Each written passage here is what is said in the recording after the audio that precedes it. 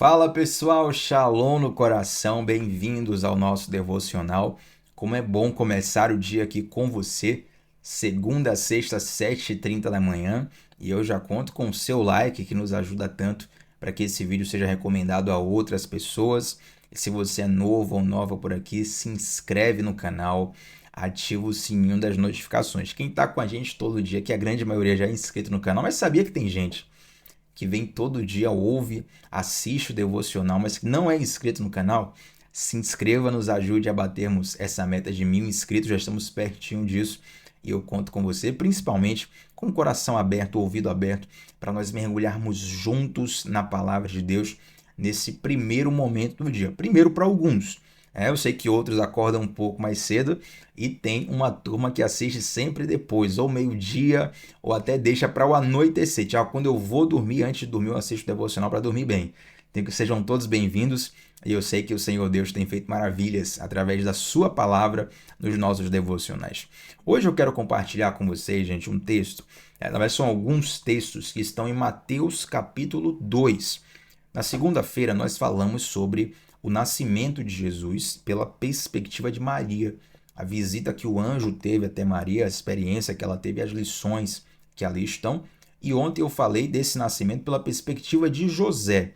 José, o pai de Jesus, o pai físico de aqui na terra, né? Jesus foi gerado no ventre de Maria pelo Espírito Santo, mas José é o homem que cria Jesus e cuida de Maria, sua mãe, casado com Maria. E José tem uma experiência muito forte também, nós ministramos ontem aqui no devocional. Hoje eu quero ler duas profecias que estão em Mateus capítulo 2. Essa é a narrativa onde os pastores, os sábios do Oriente, vão até Jesus entregar alguns presentes para eles e depois Herodes, né, ele fica tão furioso em saber que o Cristo nasceria, o rei dos judeus nasceria, que ele manda matar as criancinhas. E tem duas profecias exatamente sobre isso aqui em Mateus capítulo 2.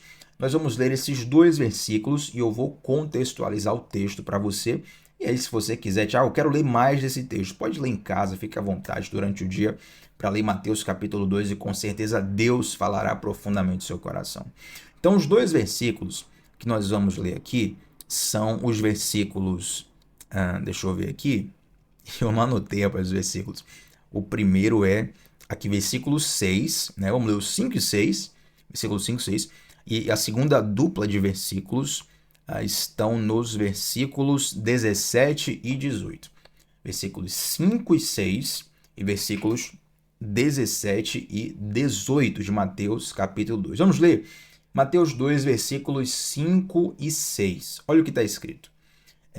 E eles responderam: em Belém da Judéia, pois assim escreveu o profeta: e você, Belém, na terra de Judá, não é a menor entre as principais cidades de Judá, pois de você virá um governante que será o pastor do meu povo, Israel. Vamos mais uma vez? 5 e 6. E eles responderam: em Belém da Judéia, pois assim escreveu o profeta. E você, Belém, na terra de Judá, não é a menor entre as principais cidades de Judá? Pois de você virá um governante que será o pastor do meu povo Israel. Deixa eu contextualizar isso aqui para vocês. O que acontece? Aqui haviam alguns sábios do Oriente, né, sábios da Mesopotâmia, que foram guiados por uma estrela até o local onde Jesus nasceria, onde o rei dos judeus nasceria. E é interessante, gente, que esses estrangeiros, eles percebem primeiro o nascimento do Messias do que os próprios israelitas que ali estavam. Por que que isso acontece? Alguns teólogos vão dizer, e eu assim creio também, que quando Daniel ele é exaltado na Babilônia, ele recebe um cargo de confiança na Babilônia, ele passa a ser inclusive o chefe dos magos e dos sábios da Babilônia. Aí talvez você pergunte assim: Tiago, Daniel fazia magia? De modo algum. Essa expressão magos e sábios, havia uma mistura naquela época entre ciência e, digamos, sabedoria metafísica, de como o mundo espiritual se movia. Não havia muito essa distinção que nós temos hoje. Hoje a ciência ela praticamente recusa todos os argumentos religiosos e tenta se mover de uma forma diferente hoje. Naquela época não tinha essa diferença. Então, quando Daniel se torna chefe dos magos e dos sábios de toda a Babilônia, ele passa a ter uma proeminência científica e uma proeminência também espiritual sobre todos aqueles homens. E aí alguns teólogos vão dizer que é nessa esteira, que é nessa influência que Daniel passa a explicar para eles a questão do nascimento do Messias, aquele que viria a salvar o mundo, o Deus encarnado. E então, munido desse conhecimento, dessa sabedoria passada de geração em geração, estamos falando aqui de uma distância de centenas de anos, tá? São séculos de distância entre Daniel e o nascimento de Jesus, mas essa tradição foi preservada a ponto desses sábios de fora de Israel eles virem esses pastores sábios, como tiver na sua transcrição, na sua tradução, eles de fora de Israel percebem o nascimento de Jesus antes mesmo do próprio povo de Israel, do próprio governante de Israel da época, que era Herodes. Isso aqui, gente, já nos ensina muito, porque quantos de nós estamos próximos de uma instituição cristã, estamos até dentro, né? Você está dentro de uma igreja, dentro de uma instituição cristã, dentro de um lar cristão, mas você está distante do que Deus está fazendo. Você está distante de perceber o mover de Deus e o agir de Deus. E às vezes alguém que está de fora consegue perceber melhor o que Deus está fazendo do que você que está dentro. Isso aqui precisa tocar muito profundo nos nossos corações. Porque muitas vezes, a nossa religiosidade, ela rouba o nosso discernimento espiritual. Ela rouba a nossa visão espiritual. E nós não conseguimos perceber aquilo que Deus está fazendo, porque mesmo estando próximos da Escritura, próximos de canções cristãs, por assim dizer, próximos ou dentro de instituições, comunidades de fé cristãs, nós estamos com o coração distante de Deus, nós estamos sensíveis para o que Deus está fazendo e aí nós perdemos muitas vezes o rumo da história. Guarde no seu coração esse alerta para que você não perca o tempo da visitação de Deus. Não perca o que Deus está fazendo nesse momento. E aí, quando Herodes fica sabendo, né, que esses sábios eles vêm para adorar o nascido rei dos judeus, Herodes, que era o governante da época, ele fica furioso, porque, poxa, quem é esse rei dos judeus que é tecnicamente uma ameaça ao meu governo? Então, Herodes, ele reúne os principais sacerdotes, os principais mestres da lei. Isso está escrito no capítulo 4.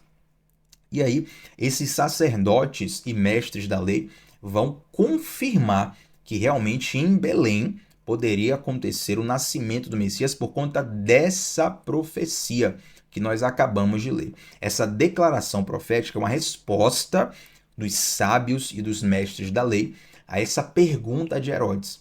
Interessante que Herodes pergunta aos pastores, que a tradição cristã, você vai ver muita gente falando assim, os magos, os 3 reis magos, né? A Bíblia não chama de rei nem de mago, são pastores ou sábios em algumas versões. Herodes, ele pergunta para esses sábios onde é que está esse lugar, onde é que está esse rei. Ele fala o seguinte, olha, quando vocês acharem esse rei, voltem aqui, me falem dele, porque eu quero visitá-lo, quero conhecê-lo, quero ter também, né, esse privilégio. E na verdade ele se sentia ameaçado. Imagina você ser rei de um lugar e vem visitantes de outros lugares dizer que está para nascer um novo rei.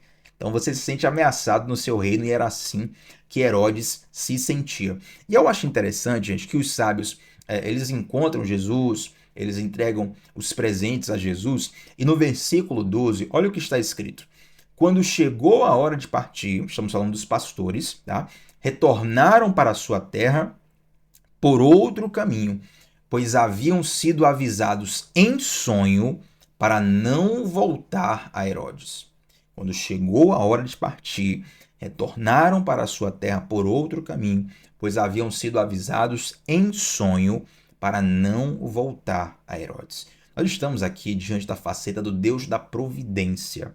Aqueles sábios, eles tinham uma boa intenção de avisar a Herodes. Eles achavam que estavam ajudando em alguma coisa, mas aí Deus, em sonho, fala com aqueles pastores, fala com aqueles sábios, para não revelarem a localização de Jesus para Herodes.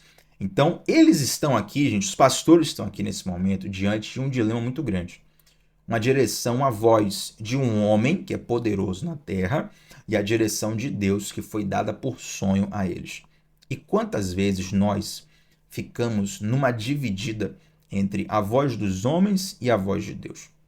Talvez você fale assim, Tiago, não tem ninguém muito importante, tem nenhum político famoso que me falou nada, não tem nenhum poderoso que me falou nada.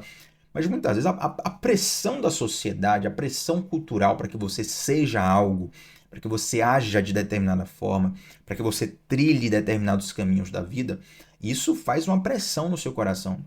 Isso faz uma pressão na sua mente.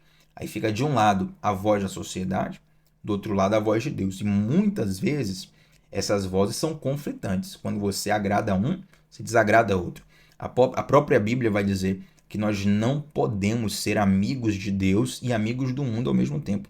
Porque se eu sou amigo de Deus e agrado a Deus, eu desagrado o mundo. Se eu sou amigo do mundo e faço a vontade do mundo, eu desagrado a Deus. Então só pode haver um Senhor em nosso coração.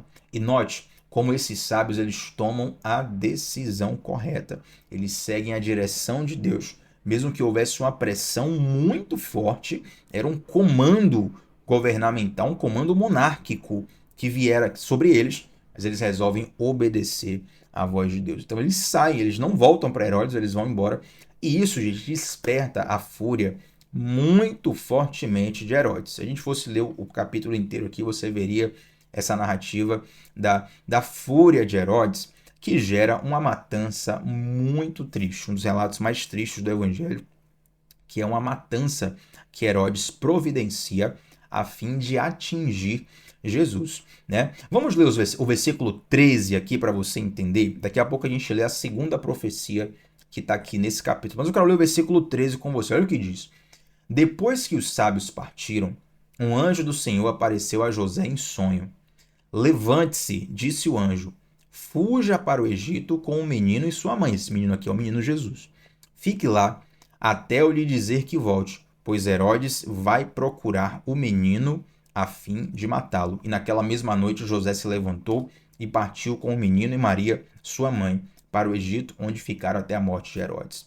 Note que existe uma providência sobrenatural sobre a história de Jesus, protegendo a vida de Jesus. Gente, nós precisamos entender que esse Deus, esse Pai maravilhoso, que é Pai de Jesus e é nosso Pai também, ele nos ama profundamente. E da mesma forma em que Deus está provendo aqui o livramento para Jesus, para a família de Jesus, ele também provê livramento para a nossa vida. Ele tem providência para a nossa vida. Mas note que em todos os momentos você vê que Deus está falando com as pessoas estão ouvindo. O anjo está falando com Maria, o anjo está falando com José, o anjo está falando com os senhores, os pastores sábios, sim, sabe que vão levar os presentes para Jesus. Note que tem sempre Deus falando e há uma correspondência de obediência no coração dessas pessoas. Se José, por exemplo, não tivesse o caráter tratado, fosse bancar o valentão, né? Falar, não vou ficar aqui porque Jesus é o Filho de Deus encarnado, então eu vou encarar, vou para... Não. A direção de Deus não era naquele momento de bater de frente. A direção de Deus era de fugir, sair do país e fique lá até segunda ordem. E a Bíblia fala que José, na mesma noite, ele obedece, ou seja, ele é rápido para obedecer. Tem até uma pregação que eu tenho uma frase que ficou conhecida nessa pregação, que fala assim, ó, obediência demorada é desobediência disfarçada, entende? Então muitas pessoas perguntam, Tiago, como ouvir a voz de Deus? Ouvir a voz de Deus, gente, é muito fácil, acredite em mim. Tiago, nunca ouvi a voz de Deus, ou então se eu ouvir eu não sei direito. Acredite em mim, ouvir a voz de Deus é muito fácil. Sabe o que é desafiador? É obedecer a voz de Deus. Muitas pessoas sabem o que tem que fazer, mas não tomam a decisão de fazer. Por quê? A diferença é quando você coloca em prática aquilo que você ouviu do coração de Deus. Então José, ele obedece rapidamente, ele foge rapidamente com Maria. E aí Herodes, ele fica um pouco perdido, porque houve um lapso de tempo entre os pastores chegarem até ele, dizerem que ia visitar o rei dos judeus. Ele está esperando a volta dos pastores, então ele espera um tempo, os pastores não voltam, ele desconfia que eles não vão voltar nunca mais, então tem um tempo, né, onde toda essa história se desenrola. Então Herodes ele toma a decisão de matar todas as crianças de 2 anos para baixo. Está aqui o versículo 16. Olha só. Quando Herodes se deu conta de que os sábios o haviam enganado, ficou furioso. Enviou soldados para matar todos os meninos de 2 anos para baixo em Belém e seus arredores, tomando por base o relato dos sábios acerca da primeira aparição da estrela. Então Herodes, ele fez uma espécie de cálculo aqui, olha, Jesus nasceu ali mais ou menos em Belém, nas regiões ali, e essa história tem mais ou menos 2 anos ou menos, então deu uma ordem para que todas as crianças de 2 anos para baixo fossem mortas, porque assim ele achava que Jesus estaria incluído nesse grupo de crianças mortas, e ali ele teria se livrado do rei dos judeus. E, gente, interessante como quando Moisés nasce no Egito, Moisés nasce diante de um momento onde havia uma ordem do faraó para que as parteiras matassem os meninos egípcios, perdão, os meninos israelitas, perdão, os meninos hebreus, né? Os egípcios não, os meninos hebreus. Havia uma ordem de faraó para matar os meninos hebreus. E agora, quando Jesus nasce, há também uma ordem de Herodes para que os meninos daquela região fossem mortos. Na verdade, a ideia de Herodes não era o genocídio em si, era através do genocídio matar o menino Jesus. Sempre que um libertador está para nascer, o inferno se levanta. O inferno tem uma estratégia para tentar destruir isso. Eu não posso aqui entrar em detalhes agora, porque falar isso de forma muito resumida pode causar até uma desinformação. Mas eu vou só abrir um parêntese para você.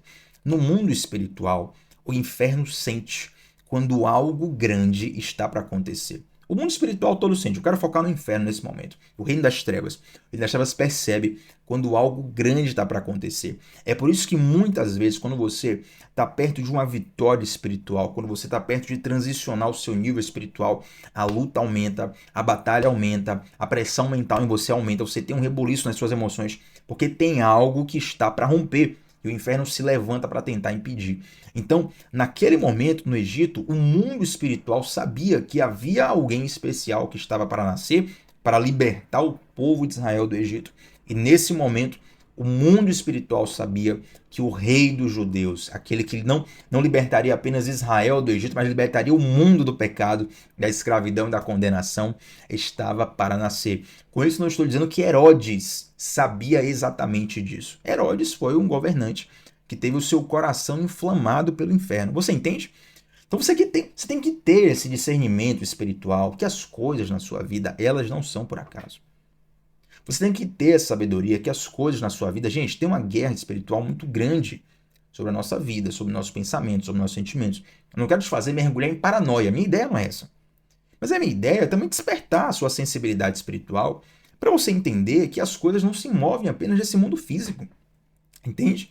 É por isso que muitas vezes quando você vai orar, você sente uma dificuldade de concentração maior do que para fazer outras atividades. Para ler a Bíblia, você sente uma dificuldade maior do que para ler outras coisas. Para você orar, quem aqui, gente, já teve a experiência de sentir um peso maior, tanto na alma até no corpo físico, ao orar por algumas pessoas em especial? Quem aqui já sentiu isso? Eu já senti várias vezes. Por quê? Porque tem uma guerra acontecendo ali. Então algo está para acontecer, algo está se movendo no mundo do espírito, e isso tem uma reverberação na sua vida, tem uma reverberação social, nesse caso, onde ocorreu o genocídio na região onde Herodes tentava matar Jesus. Mas olha o que está escrito, versículo 17 e 18. Com isso, cumpriu-se o que foi dito por meio do profeta Jeremias. Ouviu-se um clamor em Ramá, choro e grande lamentação. Raquel chora por seus filhos e se recusa a ser consolada, pois eles já não existem. Então note que havia uma profecia de Jeremias já prevendo que haveria essa matança. Trazendo, mal comparando por dias de hoje, você tem uma noção, né, da profundidade do que isso foi. Eu não sei em que cidade você mora, eu estou aqui transmitindo diretamente de Salvador, Bahia, Brasil. É uma cidade de mais de 3 milhões de pessoas, ou quase 3 milhões, coisa dessa.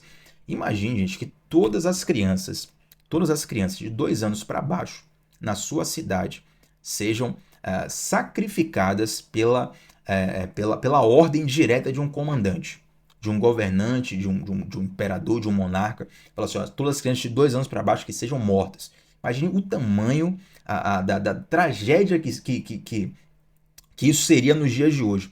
Imagina naquela época. Né? Então a coisa é muito, muito, muito, muito pesada no mundo espiritual, mas note que em todo momento Deus está livrando Jesus, guardando ele e guiando por toda a história. Olha só, versículo 19. Quando Herodes morreu, um anjo do Senhor apareceu em sonho a José no Egito, dizendo: levante-se, leve o menino e a mãe de volta para a terra de Israel, pois já morreram os que tentavam matar o menino. Então, o que é que protegeu José, Maria e o menino Jesus? Ouvir e obedecer à voz de Deus.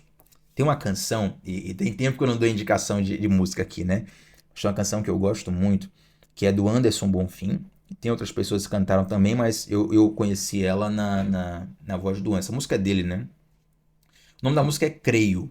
Creio. Pode colocar depois no YouTube, na sua plataforma de áudio aí. Creio, Anderson Bonfim. E ela diz assim: a tua voz é tudo o que eu preciso ouvir. Tuas palavras me dão direção. E às vezes, quando eu estou numa oração onde eu preciso de uma resposta muito direta, onde eu não posso errar, eu faço, antes da oração, eu canto essa canção. Na verdade, eu oro essa canção. Né? E eu canto para Deus assim: a tua voz é tudo o que eu preciso ouvir. Tuas palavras me dão direção. Então, a nossa vida não pode ser um emaranhado de coincidência, gente. Não pode ser um emaranhado de acaso. O pastor Diogo até brinca lá na igreja com aquela música de Titãs, né? O acaso vai me proteger? Acaso coisa nenhuma. Aquele que te protege não dorme. Agora, a proteção de Deus, ela se concretiza diante da nossa obediência. Por quê? Porque Deus nos dá ordem. Deus nos dá direção. Como o anjo chegou para José e falou: olha, levanta depressa, vai embora para o Egito, pega você, o menino, a sua esposa Maria e vai embora para o Egito, porque vai acontecer algo muito ruim aqui. Aí eu te pergunto, o anjo não poderia, Deus não poderia pegar os três e trasladar para o Egito, sabe? Sumir de um lugar e não passe de máscara aparecer em outro? Deus pode tudo. Mas entenda que Deus, ele faz as coisas conforme a vontade dele. E uma delícia do coração de Deus, uma das coisas que Deus mais se delicia, é trabalhar em parceria conosco.